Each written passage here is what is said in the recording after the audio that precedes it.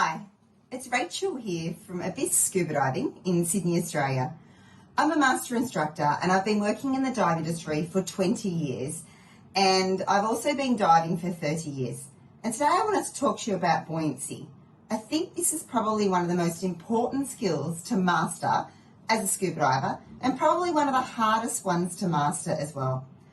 Once you get your buoyancy right, you will use up less air, you'll feel more comfortable underneath the water, and you'll see more marine life because you won't be so intimidating flapping around when you get to them. So let's talk about how to master excellent buoyancy while scuba diving. The first thing you need to understand is every time you change your gear, your buoyancy will change. So it is quite hard if you're using rental gear at the very beginning, especially the wetsuit, to get the buoyancy right. But always do a buoyancy check before every dive.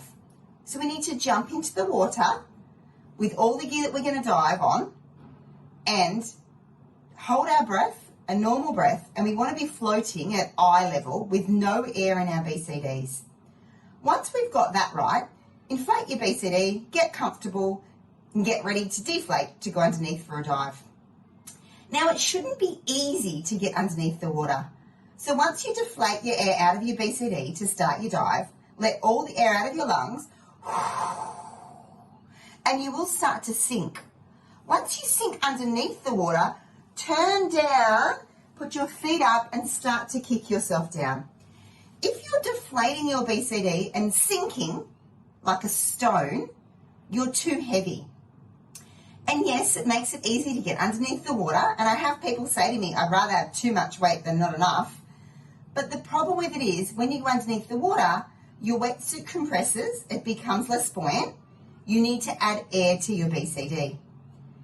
Now that's fine if you're staying at the same depth, but then you swim up over a rock and the air in your BCD expands and you start to float up, so you have to let the air out. Then you come back down again and you need to put the air back in again.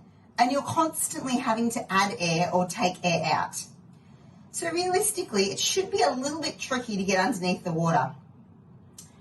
Once you're at that 8 metre mark, if you're still having to add air to your BCD, you are probably too heavy.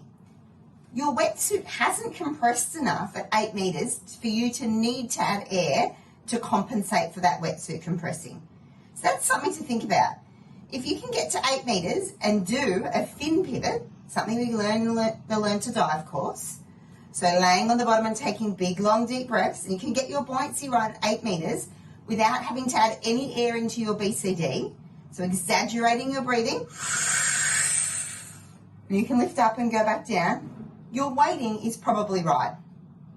Once you go down past that 8 metre mark, your wetsuit compresses and you add tiny bits of air as you get deeper. And then when you come back up, you let that air out by tiny bits. But I guess the biggest tip I can give you is that it should be a little tricky to get underneath the water and that you shouldn't have to add air to your BCD in shallower than 8 metres of water.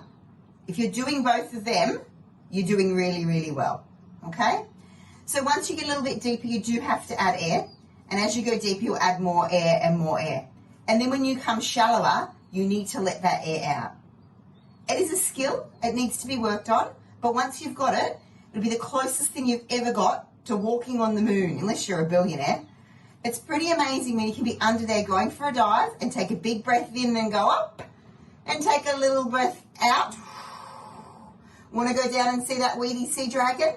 And just go down and have a look at the weedy sea dragon without crashing or falling on top of it. So as I said, it is a skill, it does take a bit of practice. A good way to get some help with it is by doing the PADI Peak Performance Buoyancy course, or come on in and have a chat to me. I'll help you in the store, or even if I'm on a shore dive with you next time, or a boat dive, have a chat to me and I can help you prior to the dive with a buoyancy check, and then during the dive, I'll have a look at you and see what's going on and then give you some advice after the dive. So buoyancy is one of the most important skills. Get out there and practice it. All it is practice. Once you get it, you've got it, and it's the most amazing way to dive when you're neutrally buoyant.